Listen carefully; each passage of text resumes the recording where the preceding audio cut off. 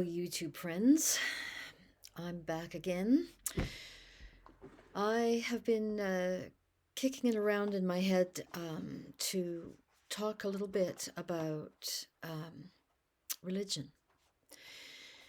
About 3 years ago, a little bit after I started being red pilled politically, I started to appreciate, I came to feel that.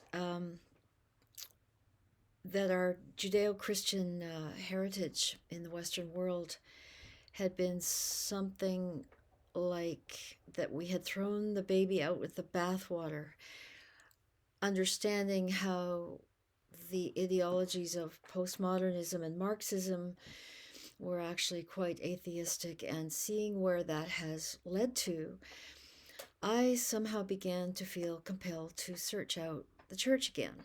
Um, I was raised, nominally as a Christian in the the most liberal of the Protestant churches, which was the United Church of Canada. Um, and when I was a little girl in the 50s and 60s, it was still something that many, if not most, families did. They actually took their families to church every Sunday, and I'm really grateful that I had that in my past, because the generation that we gave birth to, as you know, I include myself as a baby boomer. Uh, we Most of us didn't give our kids that, and now I see that that's potentially problematic. Um, Depends, of course, how you look at that, and there are many aspects and angles to that. But um, for myself, I started being drawn to checking out the different churches again. Well, I went back to the United Church, which I had sort of come back and forth to during my adulthood, um, and a little bit when my daughter was young, because I wanted her to have some of that experience. But I had left it, a good 20 years ago, for good. So I went back there, and it was unbearable, really. They've sort of bought the whole postmodern Marxist social justice warrior attitude, and you could barely find any real connection with God or Jesus in that mix. So I started to seek out other denominations, if you will, and I live in a small community, so uh, it's somewhat limited. I walked into, of all places, a Baptist church, which I had always prejudicially thought of as beyond the pale, sort of, the, you know, um, Bible thumping, um, beneath me. But to my surprise, it was lovely. Really lovely, lovely people. Um, Intelligent, many of them very highly educated, and surprise, um, really, the prejudices we have, eh? So, and the also the music, the singing was lovely. I just loved. It was just right. There was musical accompaniment, but it wasn't electric guitars. It was multi-layered and just right, and the singing was wonderful. And then I started Now, I should go backtrack a little more, because I think also what had led to it is I had been going to a 12-step program for about 6 years prior to that, which had been really helpful in my life. There are addictions in my family, and Al-Anon is for friends and family members of people struggling with addictions.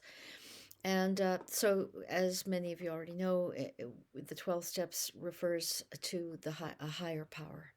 And I found that very much of a relief and a comfort when I was going through that really difficult time, because it just helps you unburden all the responsibility on that you take for everything on yourself, on your own shoulders. And there's just something amazingly helpful and comforting in that. So so I was a regular member of that for many years, and what happened was the higher power was a little too abstract. I came to see that what I wanted was perhaps a more personal, what I thought of as a more personal relationship with God. That I thought that Christianity was all about and that could offer me. So that's when my quest for a church where I felt I could belong started. So um, I about a year after I was accepted into this Baptist church, I even did a baptism in the ocean with the congregation. They were lovely about that. It wasn't for me that, some people have very emotional experiences. It wasn't like that for me. For me, it's always been and still is very much more of a head thing, an intellectual, a decision that Christianity has been and can remain the essential driving force that has created all the best that Western civilization has given the world. Um, Including science, including higher education, not to mention, you know, helping the poor and all of those things. And so I've taken it very seriously.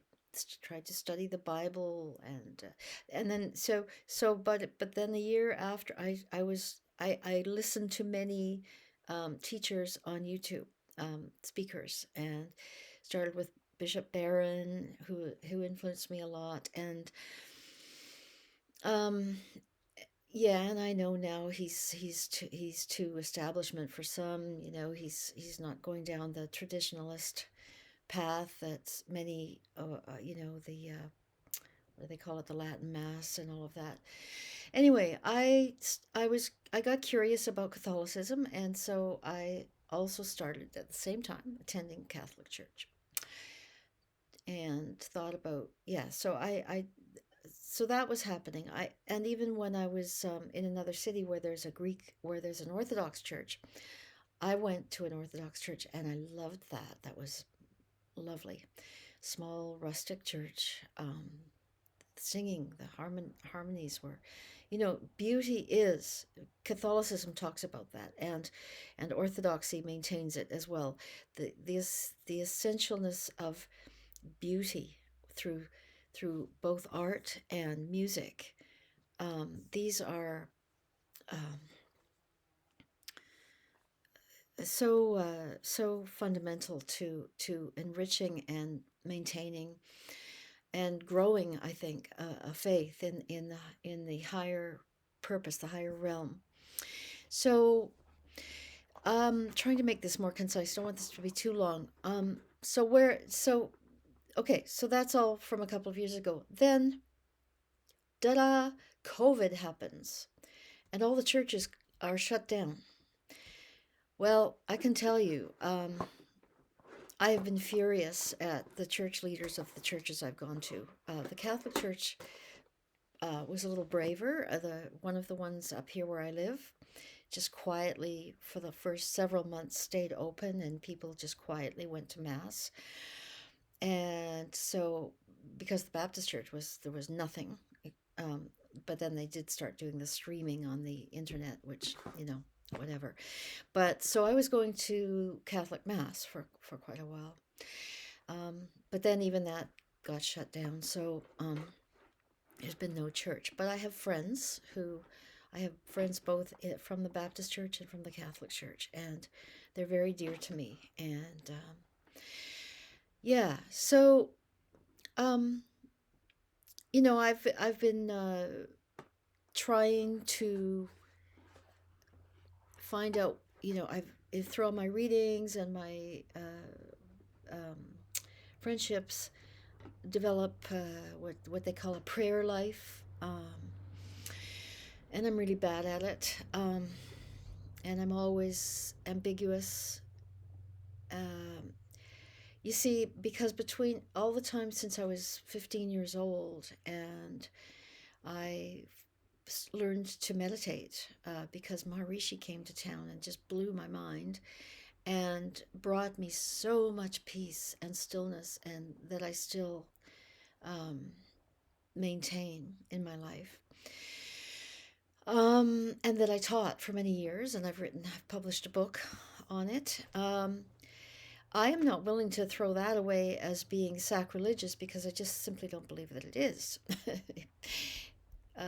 In the Bible, it says, "Be still and know that I am God." Well, it doesn't tell you exactly how to be still. Prayer is one thing, but I think the art of deep, silent inner stillness is quite another. And this is where the Eastern traditions and practices and, you know, worldviews, what's the word I'm looking for? Cosmologies have off have a lot to offer us. The Catholics took them up on it, largely because there was a man, Father was I always forget, was it Francis or Thomas Keating? I think he's passed away now, but he and along with some Jewish rabbis became students of Maharishi and um, really swore by his technique and wanted to add it to uh, their own faith traditions, which they did. It's called centering prayer. Now, I maintain that they don't quite teach it properly for people to really get it because the technique is so specific and so simple. And if you don't include just the right steps of initial instruction, people miss it. So that's why I wrote a book on it. So, anyway, I digress a little bit. Yes, so the Baptist church is the one that tends to, oh, do this to any like yoga, meditation. Oh, no, no, no, no, we can't have any of that. And that's just silly. So that's why I think partly why I became drawn to Catholicism and Orthodoxy. And now I am left with no church to go to. And I think that it's really essential that churches, the gatherings, the community, that's what makes church. And God bless the people from Grace Life Church near Edmonton. I understand, I just heard this morning they're meeting in an underground fashion because it's just horrendous what the government has been doing to try to shut them down. And I don't know. I'm effective as a teacher uh, of both meditation and something else that I practice, which I'd like to start doing, which I am intending to start doing sessions on. After this, I'm going to just uh, talk through um, my own feelings that are getting in my way and how I'm able to just let them go at the drop of a hat because it works. So I guess I just wanted to check in and let you know this is where I'm at because I can't just continue to get on and talk about the latest horror show that's happening politically and with the whole medical tyranny. That's ongoing. It's the world we live in now, and my anger that I have mostly been stuck in for the last year is not good for me. And of course, anger is going to keep popping up. It's a very human emotion. It's very natural. It's essential sometimes, but we also need to know how to get on top of it. And that's where I can be helpful. Uh, so this is what I intend to do. And as luck would have it, I watched a video last night and this morning. I'm gonna listen to it again. It's just one of Jordan Peterson's most recent ones where he and Bishop Barron are talking about about all this faith issue, and it's just amazing because I can get tired of both of them. You know, I don't.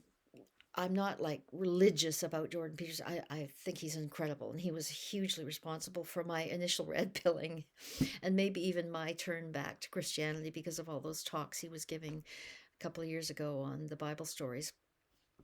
Anyway, I loved this conversation because Jordan Peterson seems to be exactly where I'm at, you know, with okay, yeah, but the resurrection. Why? Why did that need to be, and how? And anyway, it was wonderful to hear him ask the very questions that I'm continually asking.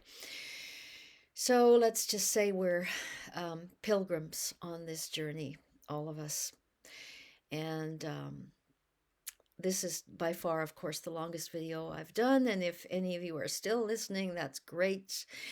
I would love it if you have listened to me and if you have your own story to tell, briefly or as lengthily as you want to in the comments.